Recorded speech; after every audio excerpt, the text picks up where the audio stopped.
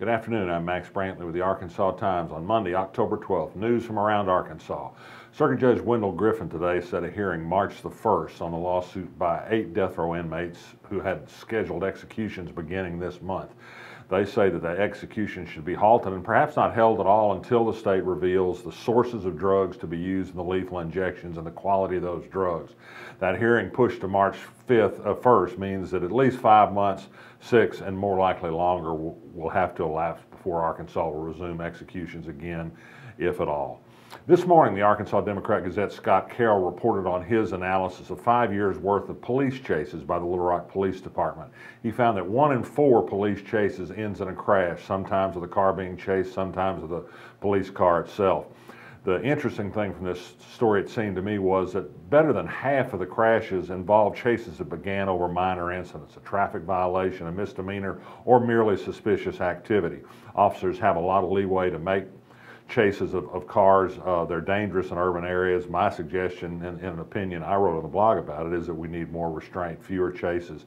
The most recent chases, you may remember, it resulted in 1 death and 1 serious injury to an innocent bystander. A group is formed and is working at the state capitol, including a number of sheriffs, to recommend that the legislature come up with a program to divert to treatment, that is mental health treatment or substance abuse treatment. People are being held in jails and prisons for minor criminal offenses. Of course, it's a good idea. Of course, it holds some promise for making productive citizens out of people who've been involved in criminal behavior, but there's no free lunch again. Mental health treatment sometimes costs more than just locking somebody up in a county jail. The legislature has not shown itself willing to expend money on good purposes, no matter how effective they might be, but it's a good effort and it's worth trying. The University of Arkansas System President Donald Bobbitt took off for Rome Sunday, and with him were 5 members of the 10-member UA Board of Trustees. They're going to have a site visit to the UA's Rome Center where students can take some study abroad courses. This seems awfully expensive to some faculty members who haven't had big raises, while the Board of Trustees is supposedly in a process to pick a new chancellor for the University of Arkansas at Fayetteville. Fall is a nice time to visit Rome. Maybe they'll throw a few more coins in the fountain. They'll be their own, though, not taxpayers, I suppose. Interesting story in the New York Times Sunday. They did some analysis of federal election campaign data and found that 158 families in the United States, that's out of 300 million people, accounted for about half of the spending so far in presidential election campaigns. Sounds like something akin to an oligarchy after a fact. There were some Arkansans on this list. Ron Cameron, who backed with $3 million a PAC supporting Mike Huckabee. Scott Ford of the Alltel Fortune family, who sent some money to a PAC backing Lindsey Graham. And although the New York Times didn't list it, I showed that Warren Stevens, the financial executive, has given more than $1 million to a variety of Republican causes. Democrats get into the debating business Tuesday night. It comes as Hillary Clinton's polling numbers have been dropping somewhat, although she remains still comfortably ahead of candidates even when Joe Biden is in the mix. But Biden and Sanders both present problems for her, and she's been altering her situation somewhat to meet some of those more liberal challengers.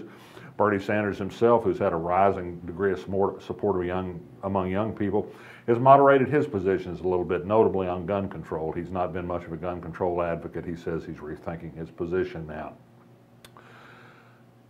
On the GOP side, there was an interesting straw poll in Van Buren over the weekend. They don't mean much, but Ben Carson finished on top. Ben Carson and Donald Trump continue to stay on top.